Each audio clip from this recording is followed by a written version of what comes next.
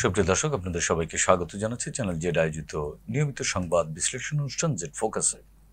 আপনাদের সঙ্গে আছে আমি সাইদ খান। আলোচনার জন্য প্রতিদিনের মতো আজও আমাদের সাথে একজন অতিথি রয়েছেন। আমাদের সাথে আছেন সিনিয়র সাংবাদিক, কলামিস্ট এবং সাংবাদিকতা বিভাগের খণ্ডকালীন শিক্ষক কাজী রৌনক হোসেন।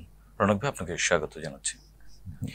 দর্শক, আপনারা জানেন জেড ফোকাসে আমরা প্রতিদিনই দিনের উল্লেখযোগ্য ঘটনা ধরে বিশ্লেষণ করে থাকি, অতিথির মুখ থেকে আলোচনা শুনে থাকি। আজও অনেকগুলো খবর রয়েছে, এর মধ্যে থেকে 2-3টি খবর নিয়ে আমরা কাজী রৌনক হোসেনের কাছ থেকে আলোচনা শুনব। রৌনক ভাই, গত 2-3 দিন ধরে আওয়ামী লীগের কার্যক্রম নিষিদ্ধ এবং নিবন্ধন স্থগিত হবার পর একটি নতুন আলোচনা শুরু হয়েছে। রাজনীতিতে নতুন মেরুকরণ, নয়া মেরুকরণের কথা বলা হচ্ছে। যেহেতু আওয়ামী লীগের রাজনীতি এখন করবার সুযোগ নেই, সেই জায়গায় এক ধরনের রাজনৈতিক শূন্যতা তো তৈরি হয়েছেই। কারণ আওয়ামী লীগ তো একটি স্পেস দখল করেছিল, সেটি ফাঁকা হয়ে গেছে। এই ফাঁকা জায়গাটি আপনি নিশ্চয়ই জানেন, স্থান তো শূন্য থাকে না। শূন্যস্থান পূরণ কে করবে? এবং সেটি কি ভালো শক্তির দ্বারা পূরণ হবে, না আবারও কোনো অশুভ শক্তি? আসলে এখানে আমি যে কথাটা বলতে চাই, আওয়ামী লীগ নামে নিষিদ্ধ করা হয়েছে, কিন্তু যদি ইলেকশন হয় এবং যদি সুযোগ পায়, তাহলে কিন্তু আওয়ামী লীগেরও কিছু লোক হয়তো বা স্বতন্ত্র হিসেবে নির্বাচন করবে, কিংবা কোনো দলের সাথে যে জোট বাঁধবে ট্রাই করে, তো সেটা সম্ভাবনা অনেক বেশি।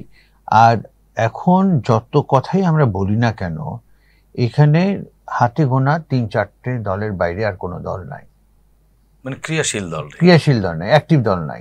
দল আছে, হ্যাঁ, দল তো আছে শত শত, প্রতিদিনই তো নতুন নতুন দল হচ্ছে।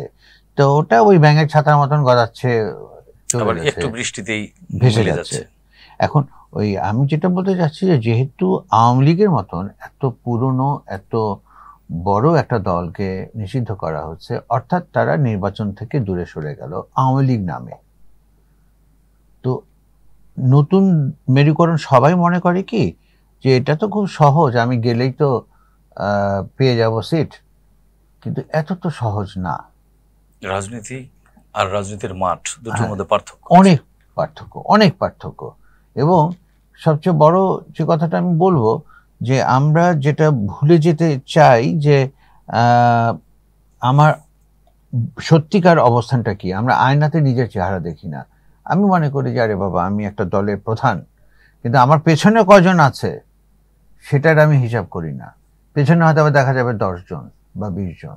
এই 10 জন 20 জন দিয়ে তো আর নির্বাচনের মাঠে কিছু করা যাবে না, জাতিকে গাইড করা কিছুই করা যাবে না। তো সেই জায়গায় আওয়ামী লীগ তার কৃতকর্মের জন্য অবশ্যই বিচার নিশ্চিত হওয়া দরকার, অবশ্যই ন্যায় বিচার যেন প্রতিষ্ঠিত হয়, সেটি আমাদের যেমনি প্রত্যাশা, নাগরিক সমাজেরও প্রত্যাশা। বাট এখানে আওয়ামী লীগ নিষিদ্ধ হওয়া মানে আওয়ামী লীগের যদি ধরেন 10% বা 15% সমর্থক গোষ্ঠীর থেকে থাকে, তারা তো আর বাংলাদেশ থেকে বেরিয়ে যায়নি। তো বেরিয়ে না গেলে তারা এই বাংলাদেশের মধ্যে আছে। এখন তারা নিষিদ্ধ, তাদের নাম নেই, নামহীন তারা। কিন্তু তারা যদি সমাজে বিশৃঙ্খলা ঘটায়, তাহলে তাদেরকে আইডেন্টিফাই করবেন কি নামে, বা তাদেরকে ধরবেন কি? সেই কারণে গতকালই একটা চ্যানেলে এই প্রশ্নটা আমাকে করা হয়েছিল, যে এতে লাভ কার হলো নিষিদ্ধ করাতে। তা আমি বলেছিলাম যে সবচেয়ে বেশি লাভ, অন্য কাদের কি লাভ হবে আমি জানি না, কিন্তু সবচেয়ে বেশি লাভ হয়েছে আওয়ামী লীগের। কারণ প্রাসঙ্গিক হয়ে গেছে, একেবারে প্রাসঙ্গিক। যে এখন তারা যা কিছুই করবে, বলবে যে আমরা তো নিষিদ্ধ, আমরা তো করিনি। এর চাইতে বড় এক্সকিউজ আর থাকে না। তবে বাস্তবতা হলো, আওয়ামী লীগের যেমন যারা কুকর্ম করেছে, আওয়ামী লীগ যে অপকর্ম করেছে, কুকর্ম করেছে, যেই লুটতারাজ করেছে, যেই ফ্যাসিস্ট কাজগুলো করেছে, এগুলোর জন্য যারা যারা সম্পৃক্ত, তাদের সবার বিচার সুনিশ্চিতভাবে আমাদেরকে ইনশিওর করতে হবে। কিন্তু বাংলাদেশে তো বিচার, আপনি জানেন, আপনার অভিজ্ঞতা, এখন ওইটাই হলো সমস্যা, যে যত কিছু আমরা বলি না কেন, ওই জাস্টিস ডিলেইড, জাস্টিস ডিনাইড। তো আমাদের এখানে এটা খুব একটা খারাপ ব্যাপার। অতটুকুই সান্ত্বনা পাওয়া যেতে পারে যে আচ্ছা ঠিক আছে, নামকরা মন্ত্রী, জাদ্রেল মন্ত্রী, তারা জেল খাটছে। প্রথমে বেশ লাট সাহেবের মতন আসা যাওয়া করত, পরবর্তীতে দেখা গেল যে না, তাদের উল্টাপাল্টা কথার কারণে তাদেরকে এখন পেছনে হাত মানে বেঁধে হাত করা পড়ানো হচ্ছে, পেছনে কিন্তু সামনে না। তো এই জিনিসগুলো সিগনিফিকেন্ট, এবং এটাও মানে একেবারে কম না, মানে যারা বিলাসী জীবনের একদম চূড়ান্তে ছিল, মানে দুর্দণ্ড প্রতাপশালীরা যদি পেছনে হাত চলে যায়, এটুকু দিয়ে কি সান্ত্বনা বা এই যে সান্ত্বনা না, মোটেই না। ব্যাপারটা হলো কি, ওই যে একটা কথা আছে, something is better then nothing. তার মানে কি নাথিং এর কোনো সম্ভাবনা দেখছেন আপনি? সম্ভাবনা মানে কি, এখানে আমাদের তো যে বিচার প্রক্রিয়াটা, সেই বিচার প্রক্রিয়াটাই তো খুবই দুর্বল এবং খুবই কি বলবো যে যুগোপযোগী না। এখানে এ ধরনের ক্ষেত্রে it should be summary trial. Summary trial করতে যেয়ে যদি একটা দুটো কেস ভুলও হয়ে যায়, ডাজন্ট ম্যাটার, কিন্তু প্রক্রিয়া ধরে 6 মাস পর 1 বছর পর পর ডেট আসবে, তারপরে তারা আবার যাবে, এই করতে করতে মানুষ তো বিচারটাই তো মানে খেলনা হয়ে যাবে এবং সেটা কোনো মূল্যই থাকবে না। এখন একটা জিনিস বলি, নাইজেরিয়াতে এবং বিভিন্ন জায়গায়, নাইজেরিয়ার কথাটা বলি, যখন খুব খারাপ অবস্থা যাচ্ছিল, দরজা আটকে রেখে মানে লোহার পাত দিয়ে আটকে রেখেও ঘরে শান্তিতে থাকতে পারছিল না, তখন সামরিক সরকার আসলো, এসে তারা প্রতিদিন 8-10 জন করে এই চোর ডাকাত ছিনতাইকারী এদেরকে ধরে টিভিতে অ্যানাউন্সমেন্ট দিল যে আজকে স্টেডিয়ামে এদের বিচার হবে। ওদেরকে দিয়ে বিচার স্বীকার করিয়ে, মানে তাদের দোষ স্বীকার করিয়ে ফায়ারিং স্কোয়াডে দিল। এরকম পরপর কয়েকদিন করার পর দেখা গেল যে ওই লক তো আর দিতেই হচ্ছে না, দরজা খোলা রাখলেও কেউ ঢোকে না। তো দিস ইজ রিয়ালিটি। মানুষ হলো সুযোগ পেলেই আইন ভঙ্গ করে, শক্তের ভক্ত নরমের জম, একদম সোজা কথা, এটার ভিতরে অন্য কোনো কিছু নাই। তো এই তার মানে কি প্রফেসর ইউনূস সরকারের এই ভদ্রতা বা নম্রতা, এটা কি দুর্বলতা প্রকাশ করে? না, ভদ্রতাও বলবো না, নম্রতাও বলবো না। এখানে যেটা হয়ে গেছে, আনফরচুনেটলি প্রফেসর ইউনূসের সাথে তার পরিমণ্ডলে যারা আছে, তার পারিষদে যারা আছে, এরা সবাই যার যার এজেন্ডা নিয়ে এগোচ্ছে। মানে তাদের মধ্যে মানে তারা এটুইন না না একসুরে কথা বলতে পারছে না, তারা একসুরে কথা বলতে পারছে না, এবং প্রত্যেকেরই এজেন্ডা আলাদা, এবং তারা এজেন্ডা মাফিকই চলতে চাচ্ছে। তারা শুধুমাত্র তাদের স্বার্থটাই উদ্ধার করতে চাচ্ছে। এখন কিন্তু যদি আমরা এভাবে দেখি, প্রফেসর ইউনূস নিঃসন্দেহে আমাদের অত্যন্ত শ্রদ্ধার একজন মানুষ, সারা পৃথিবীর কাছে উনি শ্রদ্ধার মানুষ, কিন্তু এই মানুষটাকে মানে বিতর্কিত, কলঙ্কিত করা হচ্ছে ক্রমে, এবং যত এটা কি আপনি কি বলবেন, এটি কি একেবারে সিদ্ধান্ত নিয়ে করা হচ্ছে এখন না বুঝেই করছে? আমার তো মনে হয় সিদ্ধান্ত নিয়ে করছে, এবং সবখানে কিন্তু পিছনে একটা থাকবে যে পতিত সরকার প্রতিটা পদে পদে চেষ্টা করবে এই সরকারকে বিব্রত করতে। ইউনূসকে দেখেন, 84 বছরের একটা লোককে 8 তলা হাঁটিয়ে নিয়ে যায়, তো তাদের মানসিকতা কি ছিল এটা বুঝতে হবে। তার ফল কি ভোগ করছে সেটা পরের কথা, কিন্তু 84 বছর বয়স্ক একটা লোকে লিফট বন্ধ করে দেয়, তাদেরকে সিঁড়ি দিয়ে হাঁটিয়ে নিয়ে যায়, এটা তো আমরা দেখেছি। এখন প্রফেসর ইউনূস না হলেও অন্যরা কিন্তু আরাম আয়েশের যেই স্বাদ পেয়েছে, তারা কিন্তু সহজে এটা ছাড়তে চায় না, এবং ছাড়তে চায় না দেখেই তাদের ইচ্ছা বা মনে মনে আকাঙ্ক্ষা যে আর একটু নয়া মেরুকরণ কি এটি? এটা কিছু না, নয়া মেরুকরণ হচ্ছে জাস্ট একটা গিমিক, এটা কোনো কিছুই না। এটা হলো পত্রিকায় একটা কাটতি বাড়ানো, মিডিয়ার টিআরপি বাড়ানো, আর কিছু না। আসলে কোনো মেরু নেই। কিসের মেরু? কোত্থেকে মেরু আসবে? জাস্ট টেল মি যে 10 জন লোক নিয়ে যে আসবে, ওই লোককে বা ওই দলকে নিয়ে আমি কি করব? কিছু করে না তো। তার মানে এটা কি মেরুকরণ না বলে মেরুহীন বলা যায়? মেরুদণ্ডহীন, মেরুহীন। রণক ভাই, ধন্যবাদ আপনাকে। আরেকটি খবর আমরা দেখছি, সেটি হচ্ছে যে ঢাকা বিশ্ববিদ্যালয়ে গতকালকে সন্ধ্যার পরে মধ্যরাতে রাত 12টার দিকে ঢাকা বিশ্ববিদ্যালয়ের একজন শিক্ষার্থী সাম্য, তাকে বলা হচ্ছে দুর্বৃত্তরা ছুরিকাঘাত করে হত্যা করেছে বিশ্ববিদ্যালয় এরিয়ার মধ্যেই। এটি কি আসলে, আপনিও ঢাকা বিশ্ববিদ্যালয়ের সাবেক শিক্ষার্থী, ওই বিশ্ববিদ্যালয়ের সাবেক একজন খণ্ডকালীন শিক্ষক, সাবেক না, আমি এখনো আছি।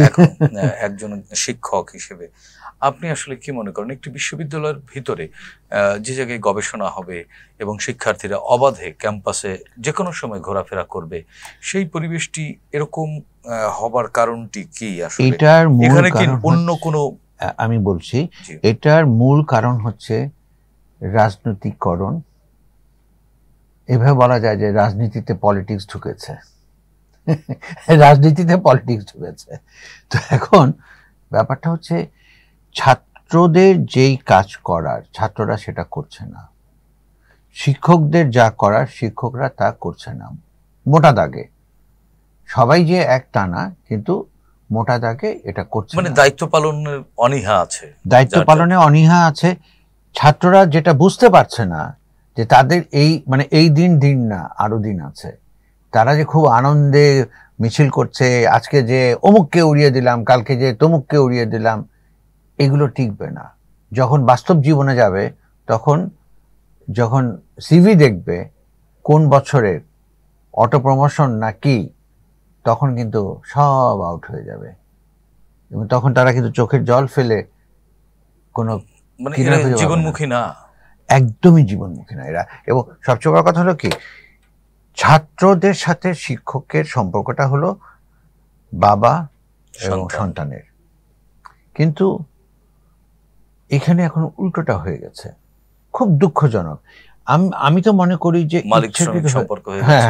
হ্যাঁ, এবং এখন এমন একটা ব্যাপার হয়ে গেছে, যেমন ধরেন যে আমাদের মৌলভী স্যাররা, মানে আমাদের সময় যারা ছিল বা তার পরেরও বেশ কিছু বছর, মৌলভী স্যারের বেত না খেলে আমার মনে হয় যে আমার পড়াশোনাটা কমপ্লিট না হতো, ইনকমপ্লিট। কিন্তু এখন মৌলভী স্যার যদি একটু জোরেও কথা বলে, তাকে জবাবদিহি করতে হয়। এটা তো কাঙ্ক্ষিত না। এবং আমি কিন্তু বলি যে আমি স্কুলের ফার্স্ট বয় ছিলাম, তারপরেও কিন্তু আমাকে মানে আমি আরো ভালো করলাম না কেন, এক ধরনের থার্স্টনেস রয়ে গেছে। এবং এটা কিন্তু আদরের বেত মারা হয়েছে। কই, আমি তো রিয়াক্ট করি নাই। এখন আমরা তো আমাদের মানসিকতা, আমাদের বাচ্চাদের, আমাদের সন্তানদের মানসিকতাটা বলে দিচ্ছি, ফলে তারা যা করার তাই করছে। এবং সবচেয়ে বড় যে ব্যাপারটা আমি বলতে চাই, ছাত্রদের যদি এই অবস্থা হতে থাকে, শিক্ষকরা এক শিক্ষক অন্য শিক্ষককে অপমান করার জন্য, মারার জন্য বা বিব্রত করার জন্য ছাত্রদের পাঠিয়ে দেয়, তো এটা তো হতে পারে না। এরকম কিন্তু কখনো এই পরিস্থিতি, মানে এই মানসিকতার কারণেই কি বিশ্ববিদ্যালয়ের পরিবেশ অবশ্যই শিক্ষার্থী বান্ধব হচ্ছে না? হচ্ছে না। এবং এখন তো যেটা হচ্ছে যে কেউ যদি দেখে যে কাউকে রাস্তায় ধরে কোবাচ্ছে, পিটাচ্ছে, তারও তো পক্ষে কেউ এগিয়ে আসবে না, এমন একটা পরিস্থিতি হয়েছে। কিন্তু আন্দোলনটি ছিল আসলে নিরাপদ শিক্ষার পরিবেশ নিশ্চিত, নিরাপদ শিক্ষার পরিবেশ। তো যারা আন্দোলন করেছে তারা তো এখন উল্টোটা করছে। তারা শিক্ষা পরিবেশের জন্য আন্দোলন করছে, আন্দোলন সফল হয়েছে, এখন তারা ক্লাসে ফিরবে, কিন্তু ক্লাসে তো ফিরছে না। আর কেন ফিরবে? তারা যখন দেখছে যে আমার সাথে XYZ ছিল, তারা এখন মানে রাজার হালে শান শওকতে চলছে, তো আমি কেন কষ্ট করে পড়াশোনা করব? আমার তো পড়াশোনা দরকার নাই। আমি তো মাস্তানি করলে চাঁদাবাজি করলে অনেক ভালো থাকবো, আমি শত শত কোটি টাকা পাবো। এই যে মানসিকতা পরিবর্তন, এটা কিন্তু খুবই কঠিন হয়ে যাচ্ছে, খুবই কঠিন হয়ে যাচ্ছে। তো এই কারণে আসলে এখান থেকে আমাদের বিশ্ববিদ্যালয়ের এই যে ছেলেটি মারা গেল, তার বাবা মা, পরিবার বা ভাই বোন, আত্মীয় স্বজনের একটা স্বপ্ন ছিল, সেই স্বপ্নের তো অপমৃত্যু, একের পর এক এরকম স্বপ্নে অপমৃত্যু হয়। এটি কি এই সাম্যই কি শেষ? মোটেই না, আরো বহু সাম্য সামনে আসবে, যাদেরকে মরতে হবে, পড়তে এসে মরতে হবে। কারণ হলো যে আমরা তো পুরো ব্যবস্থাটাকে কলঙ্কিত, কলুষিত করে ফেলেছি। এখান থেকে বের হওয়ার উপায় কি? আসলে বের হওয়ার উপায় হলো আমাদের নিজেদেরকে আগে সংশোধন করতে হবে। এই যে সংস্কার বলে চিল্লায়, আমি তো বলবো যে আগে নিজেকে সংস্কার করো, তারপরে অন্য কিছু সংস্কার করো, পরিবেশ এমনি সংস্কার হয়ে যাবে। তার মানে আমাদের মানসিকতায় ঘুণ ধরেছে। ঘুণ তো না, মানে খেয়ে ফেলেছে মানসিকতা, এখন আর কিছু নাই, সব শেষ। আমি একটা খালি এক্সাম্পল বলি, আমি সেগুনবাগিচায় থাকতাম। সেগুনবাগিচায় খুব নামকরা একজন রবীন্দ্রসঙ্গীত শিল্পী ছিলেন, জাহিদুর রহিম। ওনার বাসায় একটা বড় কুকুর ছিল। তো সেই সময় সেগুনবাগিচার ভিতর দিয়ে খুব একটা গাড়ি ঘোড়া চলতো না, সারাদিনই হয়তো বা 10-12টা বা 15টা 20টা যেত। মানে হঠাৎ করে আকস্মিকভাবে এই কুকুরটা একটা অ্যাক্সিডেন্টে মারা গেল। তারপর দেখা গেল যে সারা এলাকায়, এই জানো বাবু ভাইয়ের কুকুরটা মারা গেছে, একটা শোকের ছায়া। এখন চোখের সামনে কুপিয়ে মানলেও কেউ সামনে যায় না। এই যে ট্রানজিশন, এই যে পথ চলা, এই যে মানসিকতা পরিবর্তন, এটা কিন্তু একেবারে জিরো থেকে যদি আমরা না করতে পারি তাহলে হবে না। এটি তো বিশ্বায়নের একটি প্রভাব আছে। বিশ্বায়নের প্রভাবের চাইতে আমাদের নিজস্ব প্রভাব আরো বেশি। আমরা কথা আমাদের মানসিকতা এইভাবে নষ্ট হলো কেন? আসলে নষ্ট হলো না, নষ্ট আমরাও করি নাই, ইচ্ছাকৃতভাবে এটাকে নষ্ট করা হয়েছে। আমাদের ইনস্টিটিউশন সবগুলোকে গত 17 বছরে শেষ করে দেওয়া হয়েছে, একদম শেষ করে দেওয়া হয়েছে। শিক্ষা প্রতিষ্ঠানগুলোকে ইচ্ছাকৃতভাবে নষ্ট করা হয়েছে। আপনি মনে করবেন না যে বিডিআর হত্যা শিক্ষা প্রতিষ্ঠান নষ্ট, বিচ্ছিন্ন, নো, সবগুলো একই সূত্রে গাথা, প্ল্যান্ট। এবং যেই কারণে এখন আমাদের সাথে অনেকের সম্পর্কটা ভালো না। আমাদের গতিগন্তব্য কোথায় তাহলে? আমাদের গতিগন্তব্যর ক্ষেত্রে আমি একটা কথাই বলবো যে এই সরকার, অর্থাৎ অন্তর্বর্তীকালীন সরকারকে যেটা বুঝতে হবে যে তারা এসছে অল্প সময়ের জন্য। তাদের মূল দায়িত্ব হলো ন্যূনতম সংস্কার করে একটা গ্রহণযোগ্য নির্বাচন করা। কারণ সংস্কার যদি 10 বছর করেন, 15 বছর করেন, 20 বছর করেন, 100 বছরও শেষ হবে, 100 বছর শেষ হবে না। এবং 20 বছর পরে যেদিন সংস্কার শেষ হলো আপনার মতে, তারপর দিনই আমি এসে সব বাতিল করে দেব। আবার আজকের জন্য যেটা একেবারে অপরিহার্য, আগামীকালকে সেটা অপ্রাসঙ্গিক। তো সুতরাং এটা হচ্ছে একটা কন্টিনিউয়াস প্রসেস, মানে সময়ের সাথে বদলে যাওয়া। তো সুতরাং আমাদের তো ওইভাবে সব সংস্কার করে ফেলাম, আমরা সবাই ফেরেশতা হয়ে যাব, সিগনিফিকেন্ট বলে কিছু না। এটা আমাদের এটা চিন্তা করাটাই ভুল। আমাদেরকে যেটা করতে হবে, আমি বলছি কি, দেখেন কতগুলো ব্যাপার থাকে। যেমন একটা নির্বাচিত সরকারের যেই শক্তি থাকে, অনির্বাচিত সরকারের সেই শক্তি থাকে না, কারণ তার পলিটিক্যাল অ্যাফিলিয়েশন নাই, তো পাবলিক এনগেজমেন্ট কম। বিএনপির 50টা লোকের নাম বা নেতার নাম যে কেউ বলতে পারবে, কিন্তু আমাদের যে 20 জন বা 18 জন উপদেষ্টা, তাদের অর্ধেকের নামও লোক বলতে পারবে না। প্রফেসর ইউনূস এবং আরো দুই একজন ছাড়া, আসিফ নজরুল, এসব 2-1 ছাড়া কারণ আমি বলতে পারবে না। This is reality. এবং আপনাকে রিয়ালিটি মানতে হবে, রিয়ালিটি মেনে আপনাকে চলতে হবে। আপনি যদি মনে করেন যে না আমি মানে আকাশ কুসুম ভাবলাম, স্বপ্ন দেখলাম, এটা উপন্যাস লেখা যাবে, কিন্তু দেশ চালানো যাবে না। দেশ চালানো খুবই কঠিন। এবং আমি আবারও জীবন থেকে উপন্যাস হয়, কিন্তু উপন্যাসের মতো জীবন হয় না।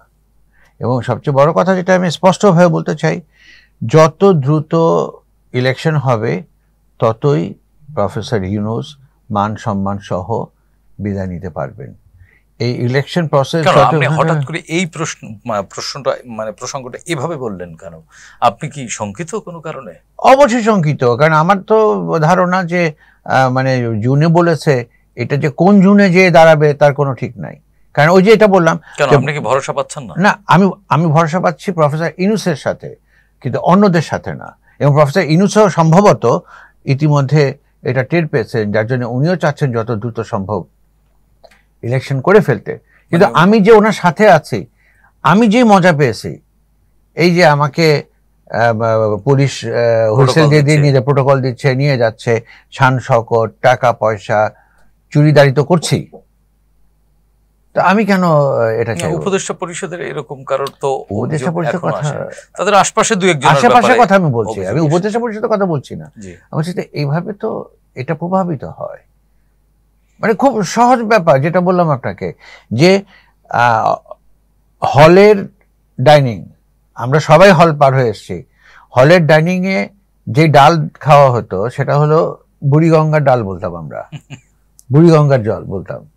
তো সেই ডাল খেয়ে, ওই ভাজি খেয়ে চলা লোক, আমি যখন সোনারগাঁয়ে আলাদা রুম বুক করে খাই, তখন বুঝতে হবে যে আমার মানসিকতা কতটা পরিবর্তন হয়েছে। এখানে যে প্রত্যাশা ছিল, যে বিপুল প্রত্যাশা ছিল, সেটা সম্পূর্ণ ধূলিসাৎ হয়েছে। এবং এটা মানে ছাত্রদের সম্পর্কে, সমন্বয়কদের সম্পর্কে এত নেগেটিভ একটা ইম্প্যাক্ট বা ইমেজ তৈরি হয়েছে, যেটা চিন্তা করা যায় এটা কাঙ্ক্ষিত ছিল। তার মানে সেই অটোমান সাম্রাজ্যের সেই বিখ্যাত ক্ষমতা আগুনের জামা, এটি হজম করতে হয়, না হয় পুড়তে হয়। তাহলে কি ছাত্ররা পুড়ে গেল? পুড়ে যাওয়ার পথে। এবং তারা তো বিভিন্ন জায়গায় যে এখন মানে তারা খাচ্ছে নানানভাবে, তারা যা আশা করছিল সেটা হচ্ছে না। বাহবা তো পাচ্ছে, বাহবা খুব কম জায়গায় পাচ্ছে। 115টা গাড়ি নিয়ে আমি যাব বা 105টা গাড়ি নিয়ে আমি যাব শোডাউন করতে, এটা খেয়াল রাখতে হবে যে আমার ব্যাকগ্রাউন্ডটা কি।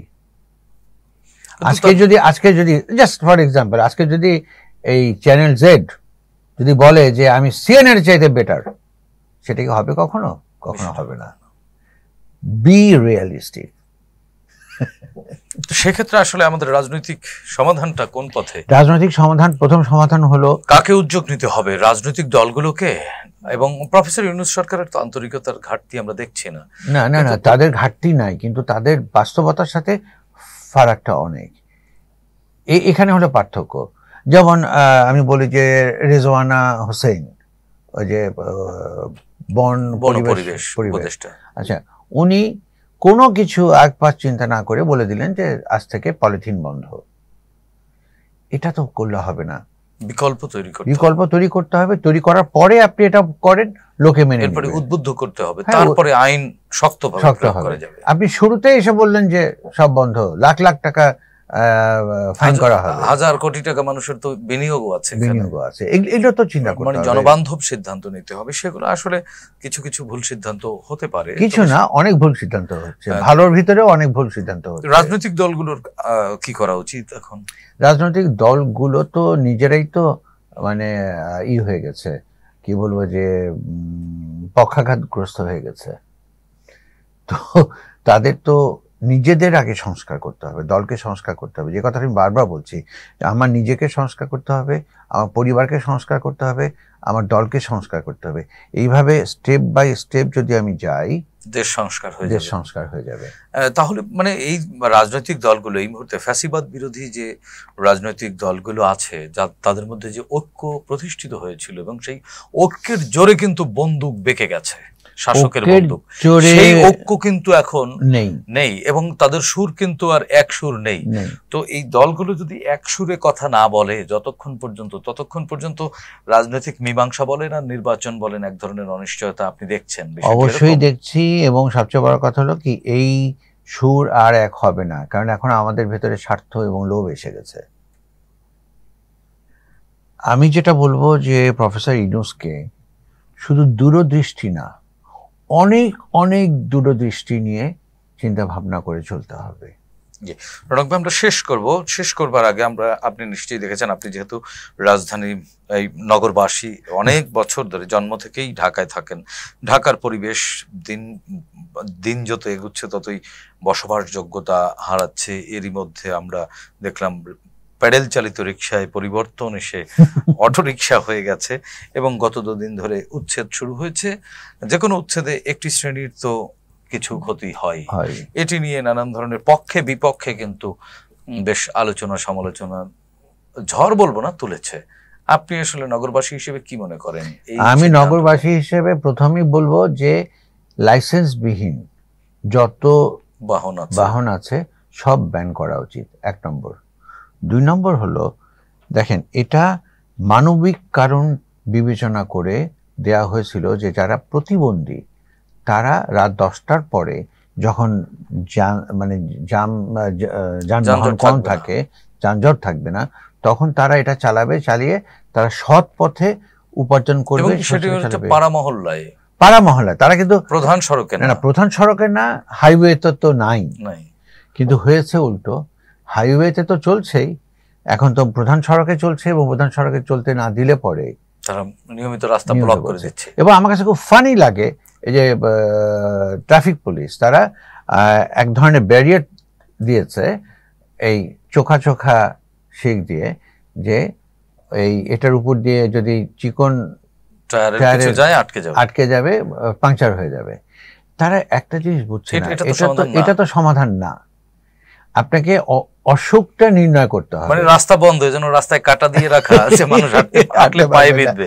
এই যে ডায়াগনোসিসটা করতে হবে আগে, ডায়াগনোসিস করে তারপরে আপনাকে চিকিৎসা করতে হবে। এটা কোনো চিকিৎসা হলো না, এটা হলো ফাও কিছু না। মানবিকতার নামে আপনি তো নগরকে জাঙ্ক করে ফেলছেন।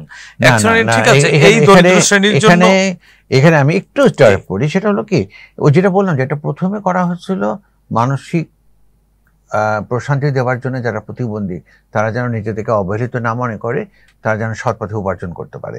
কিন্তু সেটা তো দেখা গেল এখন যে আমার দুপা ভালো, আমার সবকিছু ভালো, আমি একটা ক্র্যাচ হ্যান্ডেলের সামনে ঝুলিয়ে আমি বেরিয়ে গেছি, মানে উদার মানবিকতা দেখাতে গিয়ে মানবিক বিপর্যয় এসে গেছে।